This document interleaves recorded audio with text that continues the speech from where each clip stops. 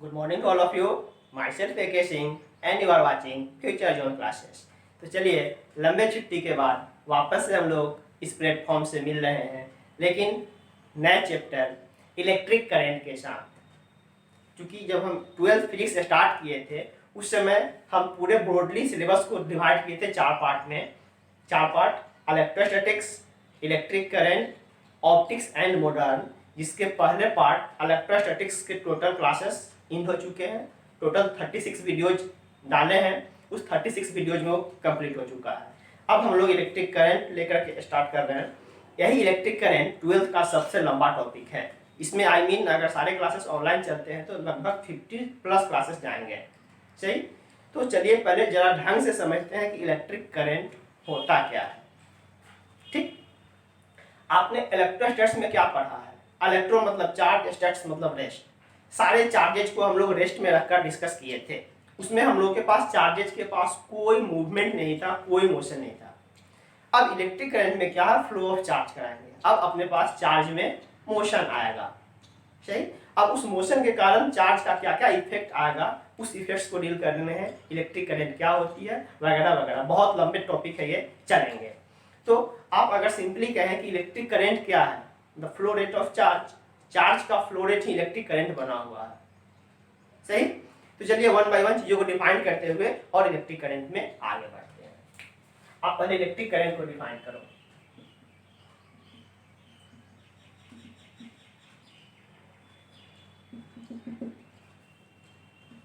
The rate of flow of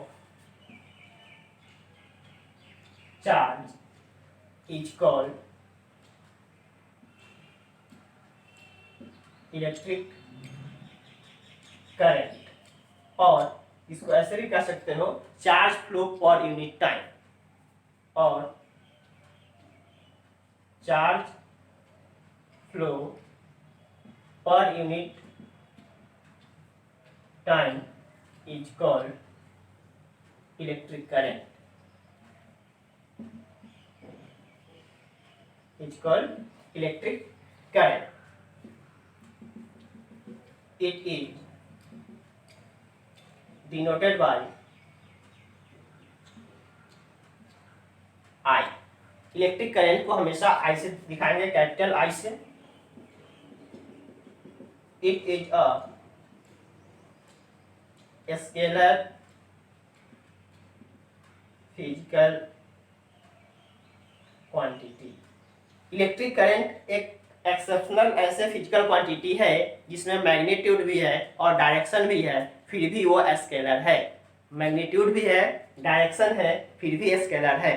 कारण कि ये जो वेक्टर का समेशन होता है, मतलब वेक्टर अलजेब्रा को इलेक्ट्रिक करंट फॉलो नहीं करता है। ऐसा नहीं है कि दो इलेक्ट्रिक करंट को हम किसी अलग अलग एंगल पर जोड़ें तो रिजल्ट अलग अलग आएंगे।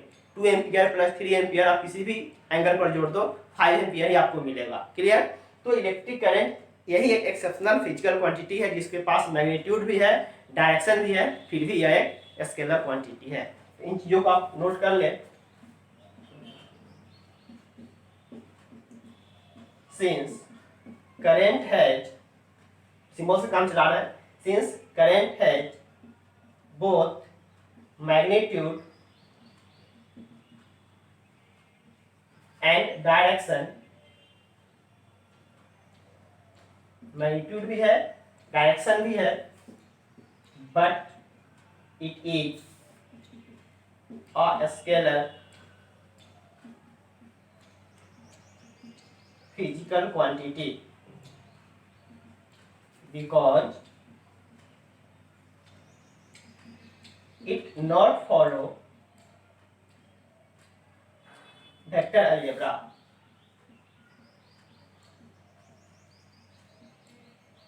वेक्टर अलजेब्रा को फॉलो नहीं करने के कारण ये इलेक्ट्रिक करंट स्केलर क्वांटिटी है, ऑल्दो इसके पास मैग्नीट्यूड भी है और डायरेक्शन भी है। क्लियर? चलिए आप यहाँ पर एक चीज देख रहे हो, rate of flow of charge is called electric current. Rate of flow का मतलब क्या है? डिफरेंशियल फॉर्म में बात करो तो आई क्या लिखोगे? dq/dt, और अगर एग्जैक्ट फॉर्म में वैल्यू लिखो तो सिंपल I बराबर q/t। क्लियर? जस्ट इसके बाद आप लिखोगे यहाँ पे, या फिर अपने नोट करो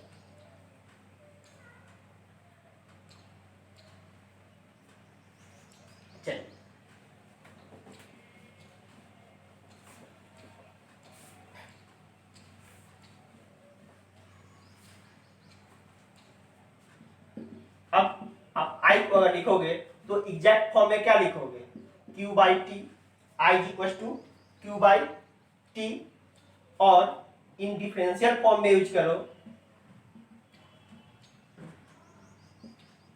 इन डिफरेंशियल फॉर्म, उस केस में I क्या होगा, dQ/dt।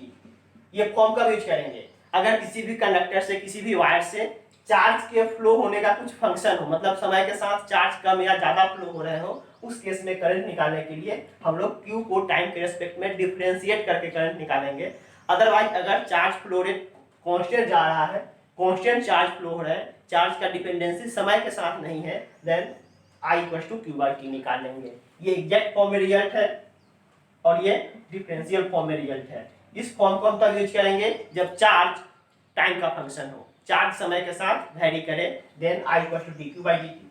आप यहाँ से यूनिट देखो, करंट का यूनिट क्या लिखते हो, एम्पियर, बेसिक से आ रहा है, ये सब लिखने की चीज है नहीं, आप जानते हो, मन करे तो लिख लेना, unit of electric current ampere, और coulomb per second, coulomb per second भी आप लिख सकते हो, बट फंडामेंटल है, एम्पियर से हम लोग काम चलाएंगे। ओके, चलिए अब आप यहाँ पर 1 एम्पियर करंट को डिफाइन करने के लिए कोई बोले कि डिफिनीशन ऑफ 1 एम्पियर करंट क्या होगा, क्योंकि यूनिट ऑफ करंट क्या है, unit of current ampere, current को हम लोग डिनोट करते हैं I से, यूनिट लिखते हैं A। अब आप यहां पर एक टर्म करो, definition of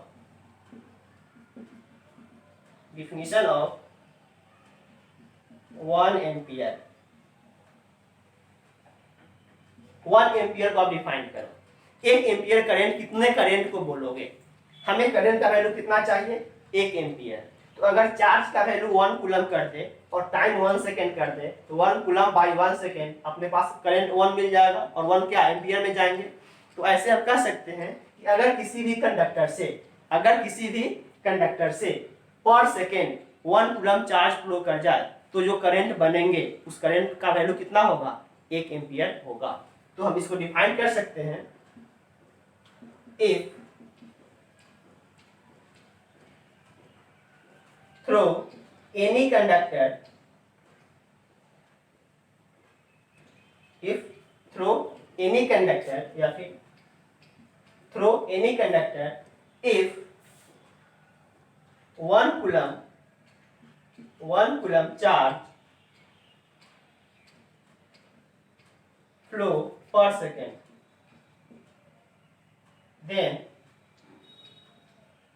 the current so obtained is called 1 ampere current, is called 1 ampere current।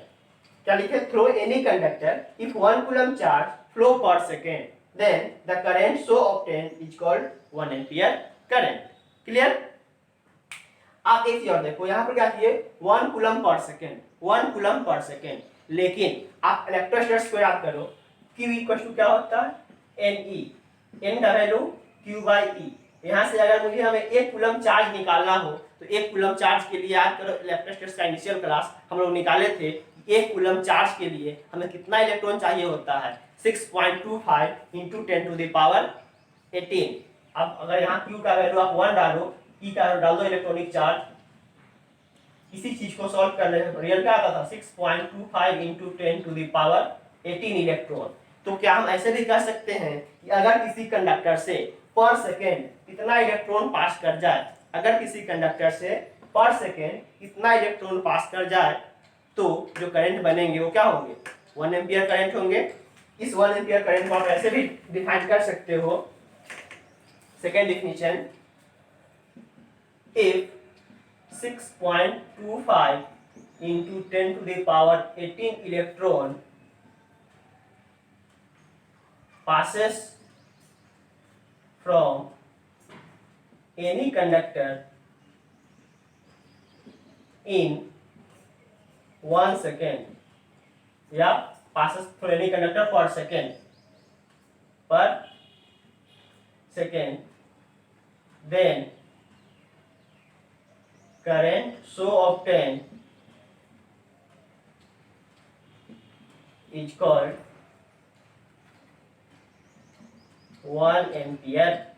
Current so obtain is called 1 ampere. चूंकि 1 कूलम पर सेकेंड मतलब 1 कूलम में इतना इलेक्ट्रॉन होते हैं, तो ये भी कह सकते हैं कि इतना इलेक्ट्रॉन पर सेकेंड अगर किसी कंडक्टर से क्रॉस कर रहे हैं तो जो करंट बनेंगे उस कंडक्टर में वो 1 एम्पियर करंट होंगे। गौर से देखेंगे ये बहुत बड़ा नंबर है। पर सेकेंड अगर किसी कंडक्टर से इतना इलेक्ट्रॉन क्रॉस कर जाए देन 1 एम्पियर करंट डिफाइन होंगे। नोट कीजिए। तो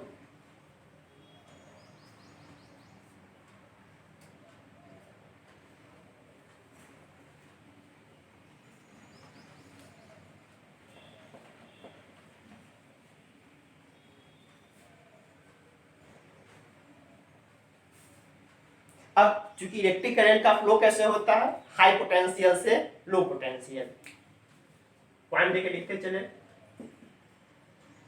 the direction of current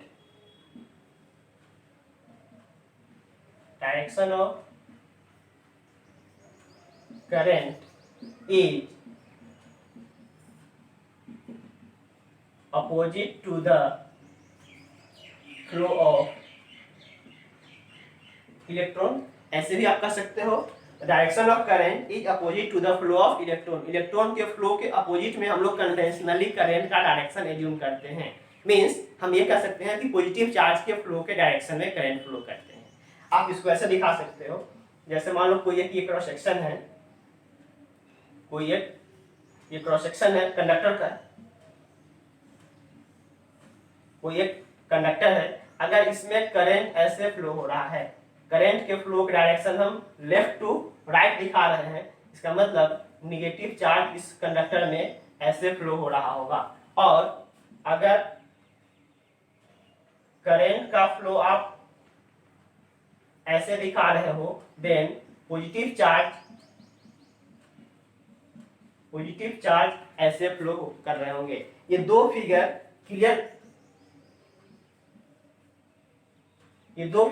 clear बता रहे हैं कि इलेक्ट्रिक करंट का डायरेक्शन इलेक्ट्रॉन के फ्लो के अपोजिट होते हैं, बट पॉजिटिव चार्ज के फ्लो के डायरेक्शन में होते हैं। सही।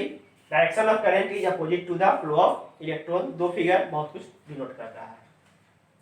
अब आप कह रहे हो कि sir flow of charge current बनता है, फ्लो ऑफ चार्ज करंट बन गया, तो क्या कारण है कि कंडक्टर में मेटल में फ्लो होते हैं और नॉन मेटल में नहीं होते हैं, इंसुलेटर में नहीं होते हैं? क्योंकि उसके पास इंसुलेटर में फ्री चार्ज कैरियर्स नहीं होते हैं। जब प्रॉपर्टीज ऑफ कंडक्टर हम लोग पढ़ रहे थे इलेक्ट्रोस्टैटिक्स में, तो वहां डिस्कस किए थे कंडक्टर के कुछ प्रॉपर्टी। तो कंडक्टर में फ्री चार्ज कैरियर्स होते हैं, वही चार्ज कैरियर इस करंट को ट्रांसपोर्ट करता है।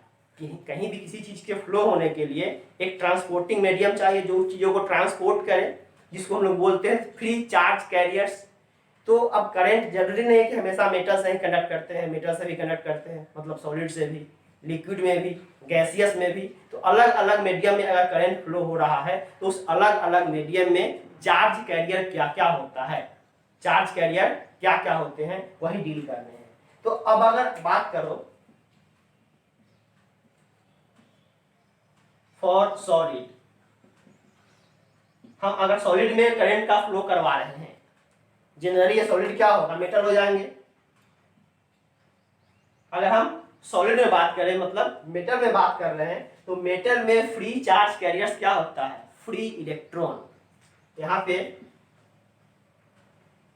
चार्ज कैरियर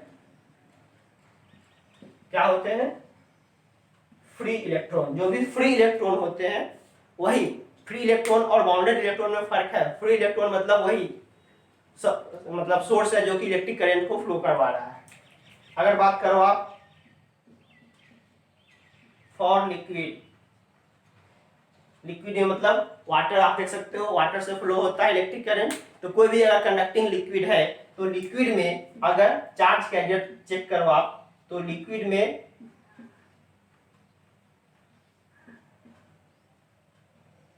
चार्ज कैरियर्स क्या होते हैं, positive and negative ion, positive and negative ions. Ions जानते हो आप, जैसे मान लो H2O को ब्रेक करते हो तो क्या निकलता है, H प्लस और OH माइनस। ये क्या है, केटायन है, प्लस आयन है और ये माइनस आयन है। तो यहाँ ये इलेक्ट्रॉन प्रोटॉन नहीं है, आयन बन रहे हैं, केटायन और एनायन। वही कह रहा है कि अगर किसी भी आप फ्लूइड में डिस्कस कर रहे हो, लिक्विड में डिस्कस कर रहे हो, तो चार्ज कैरियर क्या हो सकता है, पॉजिटिव आयंस हो सकते हैं या फिर निगेटिव आयंस हो सकते हैं, पॉजिटिव आयन और निगेटिव आयन। अगर आप बात करो फॉर गैसेस, गैसेस में भी चार्ज फ्लो होता है। ये वहां मत रखना कि गैस में इलेक्ट्रिक करंट फ्लो नहीं होते हैं, गैसेस में भी होते हैं। तो इस गैसेस में चार्ज कैरियर्स क्या होते हैं, पॉजिटिव आयंस और free electron, positive ions and free electron. और एक और होते हैं सेमीकंडक्टर।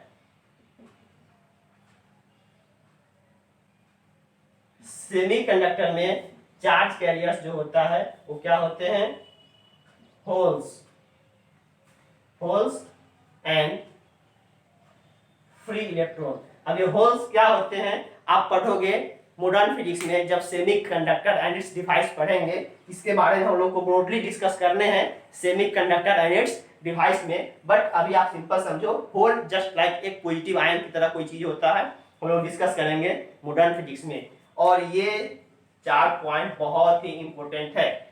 आपसे ऑब्जेक्टिव में पूछता है कि सॉलिड में चार्ज कैरियर क्या होते हैं, ओनली फ्री इलेक्ट्रॉन, लिक्विड में positive and negative ion, liquid में positive and negative ion, gaseous में positive ion and free electron, और सेमीकंडक्टर में होल्स एंड फ्री इलेक्ट्रॉन।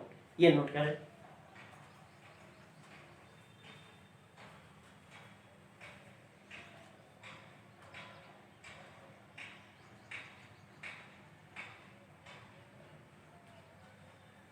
चल, एक चीज और आप कर सकते हैं कि कहीं भी किसी भी कंडक्टर से अगर करंट फ्लो करवा रहे हो तो करंट का फ्लो उस कंडक्टर के शेप से फ्री होता है। जैसे आप पॉइंट में ही लिख लो, the value of current is free from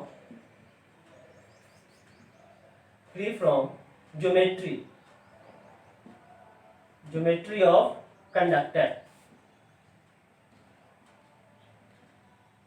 conductor के ज्योमेट्री से फ्री होते हैं। जैसे मान लो कि मेरे पास एक कोई कंडक्टर है कुछ इस शेप में, पहले तो शुरू में पतला था, इसके बाद थोड़ा मोटा हो गया, थोड़ा मोटे हो गए, फिर ये थोड़ा और मोटा हो गया। इस शेप में अपने पास अगर कंडक्टर है, कंडक्टर एक ही है, मान लो कि कॉपर का वायर था लेकिन इस शेप में थे, शुरू में पतले थे, थोड़ा बाद मोटा हो गया, थोड़ा बाद और मोटा हो गया, तो धीरे धीरे इससे क्या हो रहा है, ज्योमेट्री बदल रहे हैं, शेप बदल रहे हैं, साइज का ये बदल रहा है। ये पतला सा कंडक्टर है, ये थोड़ा और मोटा हो गया, ये थोड़े और मोटे हो गए। तो ऐसा कोई मैटर नहीं करता है कि करंट इसमें कम होगा, इसमें ज्यादा होगा या इसमें ज्यादा होगा, हर एक सेक्शन से सेम ही करंट फ्लो करेंगे। इससे भी आई करंट जाएगा, इससे भी आई करंट जाएंगे और इससे भी आई करंट जाएंगे। अगर हम इसको किसी बाहरी एक्सटर्नल सोर्स से जोड़े हैं, अगर हम किसी सोर्स से जोड़े हैं, V वोल्ट के बैटरी से जोड़े हैं, तो करंट हर एक सेक्शन से सेम जाएंगे। ऐसा नहीं है कि मोटे वाले में कम और पतले वाले में ज्यादा या फिर कुछ और। क्लियर? तो इसके ज्योमेट्री से फ्री होते हैं करंट का फ्लो। नोट करेंगे।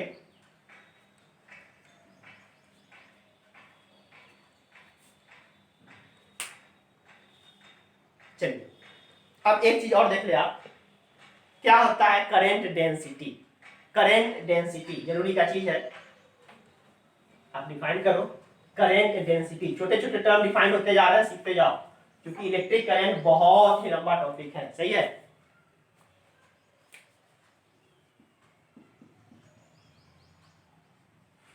करंट डेंसिटी, कुछ करंट का डेंसिटी हम लोग डिफाइन कर रहे हैं। करंट डेंसिटी क्या है जरा समझेंगे। जैसे मान लो कि अपने पास कोई एक कंडक्टिंग वायर है, ये कोई एक कंडक्टिंग वायर है जिसका एरिया ऑफ क्रॉस सेक्शन कितना है, A है। अब इससे अगर हम करंट फ्लो करा रहे हैं I, करंट फ्लो करा रहे हैं I, तो करंट डेंसिटी क्या होते हैं, करंट पर unit cross sectional area normal to the direction of flow of current.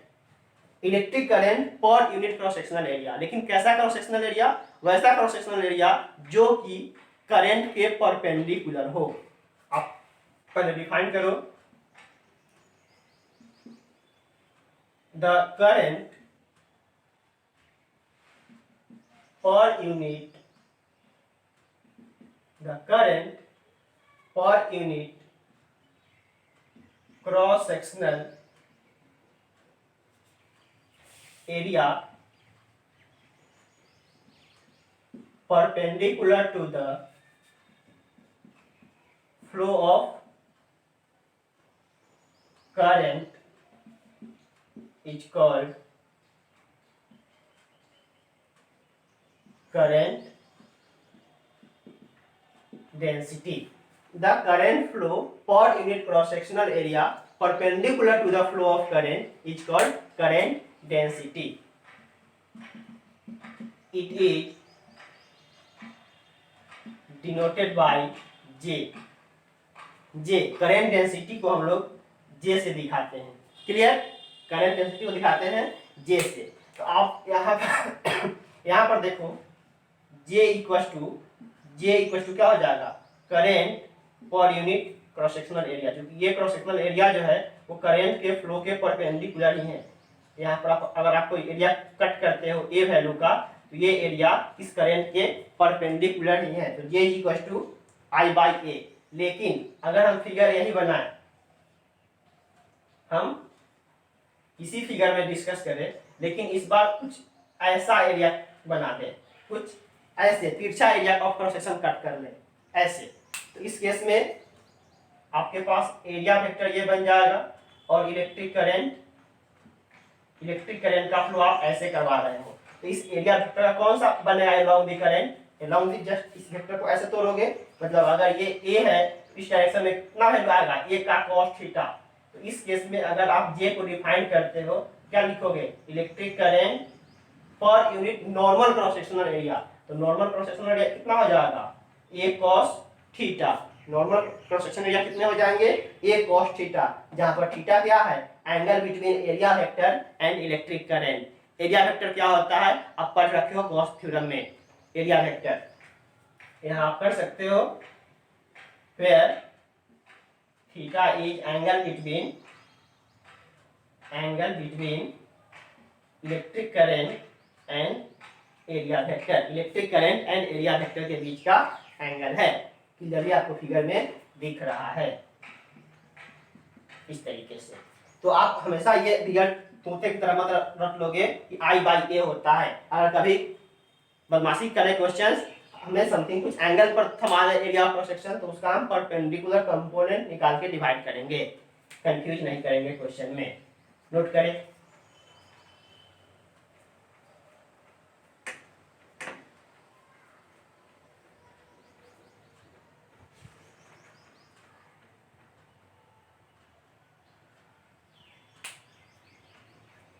हो गया क्या? चलिए एक चीज और लिख लीजिए, ये करंट डेंसिटी जो होता है वो एक वेक्टर क्वांटिटी होता है। करंट स्केलर क्वांटिटी होते हैं, बट करंट डेंसिटी एक वेक्टर क्वांटिटी होता है। यही पे आप एक पॉइंट ऐड कर लो, current density is a vector physical quantity.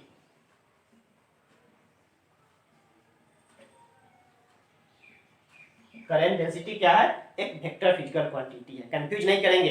जैसे आप वहां पढ़े हो इलेक्ट्रोस्टैटिक्स में कि पोटेंशियल एक स्केलर क्वांटिटी होता है, but potential gradient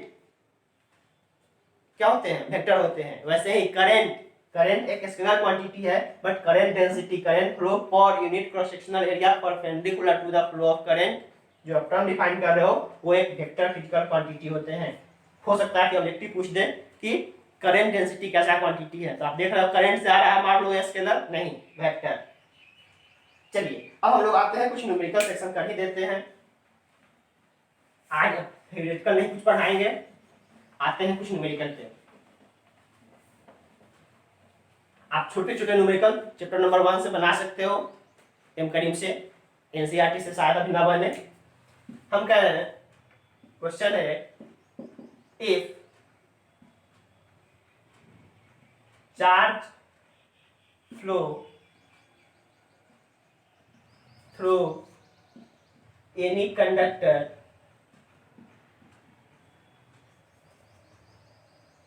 charge flow through any conductor at q is equals to 2t के power 4 minus 3t square plus 60 minus plus 8 then पहले लिख लो ये t क्या है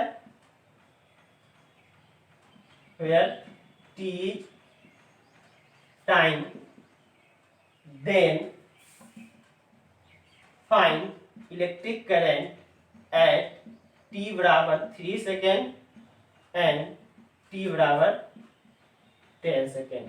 किसी भी कंडक्टर से किसी भी वायर से इस फंक्शन के हिसाब से टाइम के इस फंक्शन के हिसाब से चार्ज फ्लो हो रहा है तो हमें स्टार्टिंग स्विच ऑन करने के तीसरे सेकेंड बाद और स्विच ऑन करने के 10वें सेकेंड बाद एक और क्वेश्चन कर लो एट इतना हाँ 2 क्वेश्चन स्विच ऑन करने के तीसरे सेकंड बाद और स्विच ऑन करने के 10वें सेकंड बाद कितना करंट होगा। एक question I equal to d q by d t. अब यहाँ क्यू बाई टी नहीं लिख सकते हो, बहुत बच्चे करेंगे कि sir I equal to q by t कर दो, हमें I निकालना है तीसरे सेकंड पर, तो पहले Q में T की जगह पर 3 डाल दो और उसके बाद डिवाइड कर दो 3 से। गलत आंसर। जब भी टाइम डिपेंडेंसी Q दे तो D q by d T differential form use करेंगे। ये काम गलत है, कभी मत कर देना। I बराबर क्यू बाई टी, तो Q मांग रहा है तो Q में यहाँ पर T की जगह पर डाल देंगे 3 सेकेंड, तो तीसरे सेकेंड का निकल जाएगा 4। अब I 3 करके मत निकाल देना, सरासर गलत हो जाएगा। डिफरेंशियल फॉर्म में वैल्यू दे रहा है, Q T का फंक्शन है, Q टाइम डिपेंडेंट फंक्शन है, D q by d T.